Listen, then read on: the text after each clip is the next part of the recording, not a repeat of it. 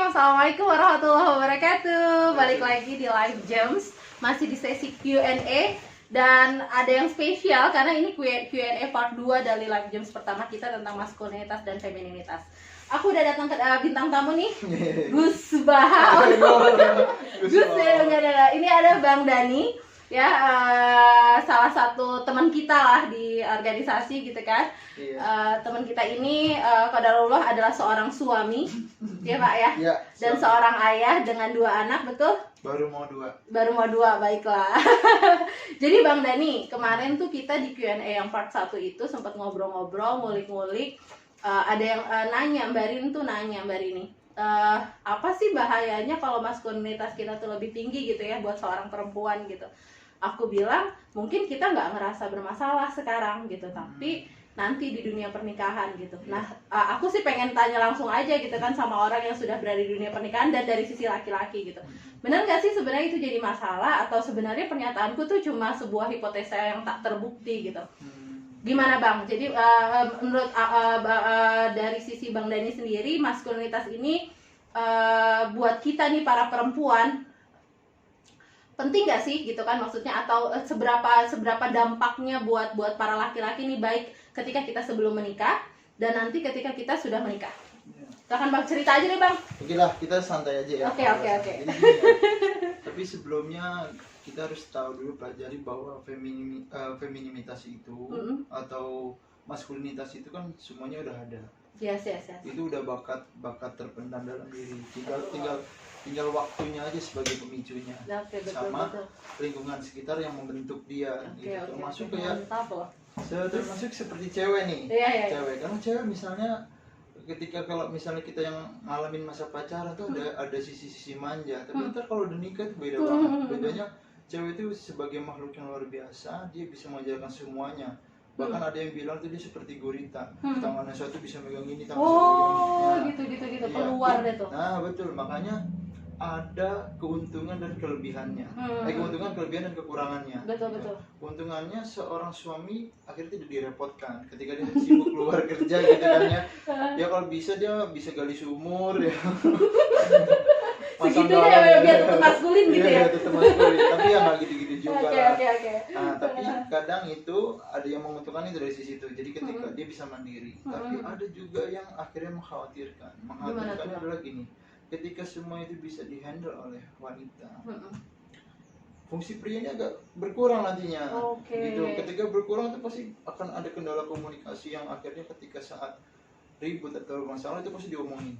Itu pasti itu nanti dibicarakan baru itu pasti kamu itu kamu kan nggak mau nyuci bukan dengerin gitu ya si perempuannya gitu. Akhirnya dia yang akhirnya mengutarakan unek-uneknya, sama ini capek, gue kan direkrut bukan sebagai direkrut, ya kan, kerja sebagai istri gitu. Dia bilang gitu. Karena ada masyarakat modern ini, ada bilang, ada juga video-video saat ini, istri itu bukannya pembantu, istri itu begini-gini. Jadi sebenarnya ada poin yang memang harus dikerjakan istri, ada poin yang bisa dikerjakan sama suami, ada yang kerjakan kamera-kamera bersama. Itu yang bisa akhirnya bikin rumah tangga itu jadi lebih harmonis. Gimana nih Bang? Kalau Abang sendiri tetap maskulin, tapi tetap bantu istri gitu ya, dan si istri itu tetap dengan fitrahnya sebagai orang yang feminin gitu kan, jadi nggak jadi strong, jadi apa namanya, lebih powerful dibandingkan si suaminya. Gimana Bang Dani itu jaga supaya komposisinya tuh tetap pas gitu di rumah, jadi tetap harmonis? Jadi tetap gini ya, ibaratnya kan kita tuh seorang suami itu minimal ada rasa kasihan juga lah sama istri, karena dia itu udah mengandung 9 bulan, terkadang nggak semua orang bisa lahir normal, kadang ada yang sesar. Nah kendalanya orang-orang yang lahiran sesar ini banyak nih, ada yang sampai 1 tahun bahkan bertahun-tahun rasa sesar itu masih ada tuh, masih berasa sakit tuh. Kalau anda tanya istri gimana, masih ada sakit, aku nggak bisa angkat-angkat berat. Makanya kalau misalnya dia habis nyuci dari mesin cuci mau dijemur, nah itu kan bawa di ember tuh, nah embernya kita bawain gitu-gitu. Jadi ada ya, ada hadir walaupun ya di waktu yang 24 jam itu kita tidak bisa bersama dirinya, setidaknya adalah Sabtu Minggu sehari atau berapa hari ada waktu yang setidaknya kita melibatkan juga seorang pria itu ada fungsinya. Oke. Nah, gitu. Karena kalau seandainya dominasinya wanita, wah itu bahaya juga tuh. Palakor sekarang tuh itu all in. Oh iya, gimana? All in Oh iya teman-teman, ini salah satu ya efek All in. dari kalau kita terlalu maskulin di rumah. Iya, all in tuh gini dah. Ini cewek-cewek juga harus paham.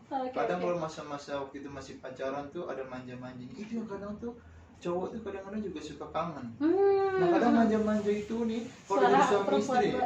Ini kalau seadanya udah berkeluarga, kadang manja-manjanya tuh hilang. Artinya agak gitu. Terus merubah penampilannya bukan jadi lebih baik, kadang-kadang cuma dasteran. Nah kadang ya bolehlah tampil seksi atau apa di dalam ranah yang pas gitu. Kadang-kadang dia lebih mementingkan penampilan di luar untuk bagus di luar untuk temen-temennya, untuk komunitasnya. Padahal suaminya kadang-kadang kadang seneng loh aku begini. Kadang-kadang celutukin, papa beli skincare-nya dong, harus udah bantah aja gitu ya. Padahal dia udah ya Allah, padahal aku seneng dia gini loh, kayak gitu, lagi cantik. Kadang cewek-cewek juga kadang-kadang gengsi sih, kita bilang, oh mama kamu cantik, papa gombal pasti ada maunya. Itu tuh yang akhirnya kadang-kadang kadang-kadang itu akhirnya memicu perselingkuhan gitu. Iyain saja, karena itulah bunga-bunga untuk apa ya, untuk membangun kembali yang Masya Allah. yang sudah mulai melemah, cinta-cinta sudah mulai melemah. Karena gini, hidup beda ya, pacaran sama saat nikah. Mungkin orang pada saat ini terburu-buru nikah. Nah terkadang suami itu mencari sensasi seperti masa pacaran. Makanya tadi ada pelakor-pelakor tadi, karena dia butuh sensasi itu. Pelakor itu menawarkan sensasi yang all in. Sensasi all in dan mereka akhirnya sesuai fungsinya feminin tadi ya bang ya. Bisa maskulinitas juga. Oke, gimana tuh bang? Ada seorang wanita yang full di kantor.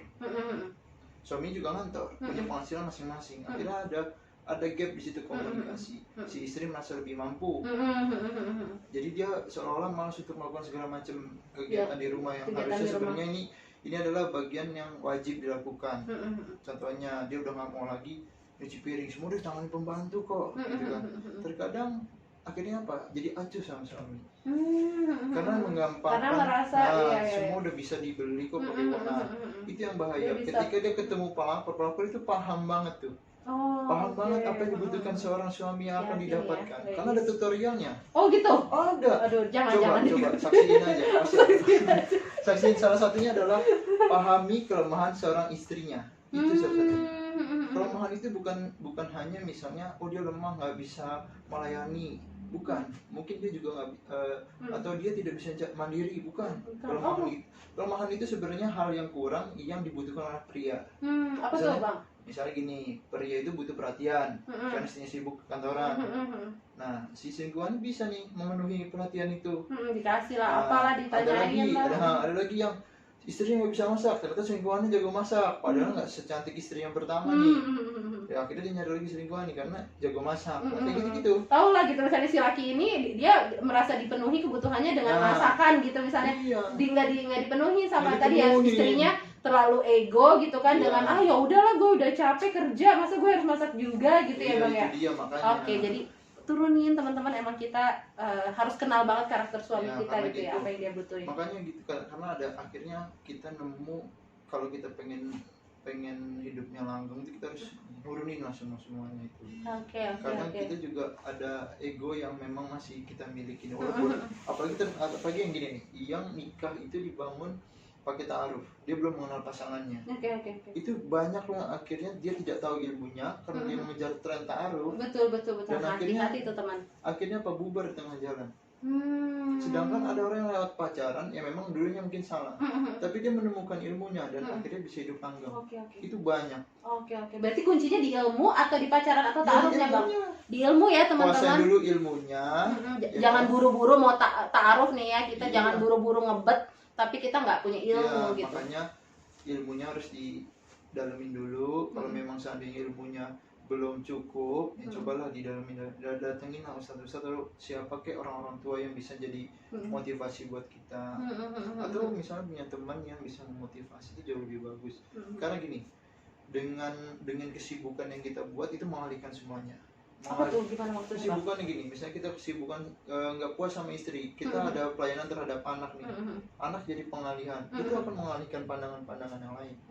Ya Allah jaganya dengan cara seperti Iya, itu gitu ya. karena Oke. karena suami itu bagaimanapun ketika dia sudah menikah, misalnya ada keinginan untuk selingkuh lah, untuk apa, pasti ketika sudah melakukan perselingkuhan itu dia akan mikir pada komitmen awal. Karena dengan dia sudah ada sebuah bukti komitmen, yaitu seorang anak. Itu yang akan dia sangat jaga. Betul. Itu kalau suami-suami yang masih ada rasa tanggung jawabnya, masih mikir di situ. Betul. Dan dia tadi ya tentu didukung, dia punya ilmunya gitu kan. Dia punya lingkungan yang selalu ngingetin dia dan sebagainya gitu ya. Masya Allah teman-teman, ternyata dari maskulinitas ke feminitas bisa nyambung banget ke pelakor tadi gitu ya. Jadi kita penting banget nih kita kuasain ilmu ini gitu kan, supaya sebagai nanti kita one day kita jadi istri, atau sekarang lah kita latihan, kalau kita sekarang adalah seorang adik, kita punya adik, kita punya kakak laki-laki, kita punya ayah dan sebagainya, kita bisa mulai melatihnya di sana gitu. Gimana caranya, oh laki-laki tuh kayak mana sih sosoknya dan apa sih yang dia butuhin gitu, bisa kita penuhin gitu ya. Betul. Kayak gitu ya Bang ya. Menarik banget tentunya. Kemarin tuh sempat jadi bahasan gitu ya, dan ternyata menjadi penting kita untuk bisa menempatkan diri kita menjadilah feminin gitu ya, dengan sebenarnya, tanpa juga meninggalkan sisi maskulinitas, karena kita nanti mendidik anak ya Bang ya, butuh juga kan ya, ngatur disiplin, ngatur keuangan tuh dan sebagainya, itu kan butuh pikiran gitu kan, dan butuh maskulinitas gitu. Tapi jangan kelebihan, harus sesuai porsinya. Dan sebagai perempuan kita dituntut untuk taat, dengan taat saja gitu ya Bang ya, kita jangan keluar dari kodratnya. Allah, itu tuh jadi quotes ya, jangan keluar dari kodrat kita sebagai perempuan. Betul, Allah harus ada melayaninya, seorang wanita harus ada melayani suaminya, walaupun itu dari sisi hanya formalitas, menggugurkan kewajiban. Gitu. Tapi kadang gini loh, ada yang salah ketika dia tuh bilang, karena beda nih sisi taat, sisi taat dan cinta tuh beda. Oh gitu. Beda. Menarik. Gimana tuh Bang? Karena kalau cinta belum tentu taat. Tapi kalau udah taat itu pasti cinta juga. Ada rasa cintanya juga. Oke. Jadi gini, misalnya contohnya gini. Kalau kita cuma taat nih, tapi nggak ada rasa cinta. Contoh banyak kok akhirnya orang yang cuma kayak dia sekedar menggugurkan kewajiban, tapi tidak dari hati. Tapi kalau itu terasa tuh sama laki-lakinya. Ada terasa. Oke. Jadi makanya kadang persinggungan gini, kamu kurang apa sih Mas? Aku sudah layani semua kebutuhan. Tapi mungkin dalam hati suaminya, tapi aku tidak menemukan cinta di dalam setiap layanannya. Dan cinta itu bisa jadi sebenarnya karena kurang terasanya feminitas kita tadi ya Bang ya. Jadi kita ya tadi kewajiban aja udah. Kewajiban gitu. Semuanya asal gugur gitu kan, seperti itu. Kita lupa kasih sentuhan rasa, dan rasa itu femininitas sekali gitu ya Bang. Iya, itu yang punya cuma cewek. Cewek itu memang dikasih kepekaan rasa untuk mengerti apa yang dimau seorang pria. Oke. Makanya pelakor-pelakor itu punya itu. Iya, itu dia Bang. Makanya aku sempat bilang kemarin sama Mbak Din, nggak terasa Kak, Mbak sekarang, cuma nanti di kehidupan pernikahan itu bisa terasa. Bayangin laki-laki yang maskulin ketemu kita perempuan, dan kita juga maskulinitas kita lebih tinggi, udah hambar kan Bang? Iya. Maksudnya kalau laki-laki ketemu laki-laki mau rangkulan itu jengah gitu kan ya. Iya, tapi kalau perempuan, kita sesama perempuan kita sangat suka tuh sentuh-sentuhan gitu kan, seperti itu. Jadi ketika dia di rumah ketemunya kita yang sangat maskulin, mungkin tampilannya tetap feminin gitu kan, cuma secara pola pikir dan sebagainya tadi cuma nggak ada rasa, nggak ada cinta tadi, yang terjadi dia seperti kayak ketemu laki-laki gitu ya. Beda loh, ada yang cuma tadi kita lanjutin, ada yang beda cuma cinta, tapi dia tidak melakukan semua yang jadi kewajibannya. Contoh, Mama bikinin ini, Bapak mah gitu, tapi ada manja-manjanya. Walaupun dia tidak sepenuhnya tidak sepenuhnya taat, tapi dia punya rasa cinta. Itu suka juga. Oh iya. Jadi yang penting rasa itu ya. Rasa itu sebenarnya penting tuh rasa. Karena kalau usia pernikahan sudah mulai lama, itu tuh rasa cinta tuh kan turun. Termasuk kenapa kok ada gengsi-gengsi perempuan ketika saat pria itu marah gitu ya. Timbul juga sisi maskulinitas, jadi ikut ngelawan akhirnya. Iya, betul. Padahal kalau dia menurunkan suaranya, egonya, terus egonya juga diturunkan, atau dia bisa memeluk suaminya sedang marah, walaupun yang disadari itu adalah salahnya suami, itu akan jauh punya nilai plus. Oh, Masya Allah. Karena pria itu ya, ini dari sosok saya seorang pria, mungkin nggak tahu deh kalau pria lainnya, tapi gini, pria itu menghargai sebuah proses. Misalnya gini, ada kita berumah tangga ini ada bergejolak nih, terus terus ada sempat ya pengen kayak pisah atau gimana misalnya, tapi si wanita ini tetap bertahan, tetap mempertahankan hubungan. Oh, itu jadi suatu nilai plus buat seorang pria mempertahankan itu wanita. Oke.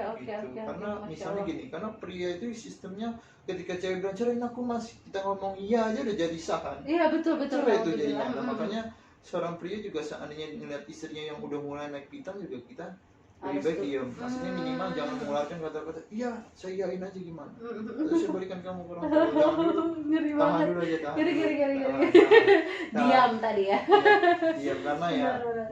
ya nggak tertutup Dan kemungkinan. karena memang gitu, jadi Bang Dani, kita itu perempuan itu sebenarnya pengen butuh didengerin aja sih kalau Iya, pas benar, lagi gitu. benar. Mau marah sebesar apapun tuh kalau mau didengerin. Jadi Iya. dan itu butuh sisi feminitas suami, dari sisi itu tuh dengerin aja deh, jangan jadi maskulin banget kalau pas itu gitu. Benar. Karena gini, ujiannya pria itu di mata, Oh, ujiannya cewek itu di mulut itu. Oke, iya benar. Makanya ketika cowok nangis itu pasti nutup matanya. Ketika cewek melakukan, ketika cewek sedih pasti nutup mulutnya. Oh gitu. Iya benar, Oh, karena iya. itulah dosa-dosa sumbernya. Iya. Allahu Akbar. Iya, sebenarnya kalau Iya. pria itu makanya kadang ada quotes gini.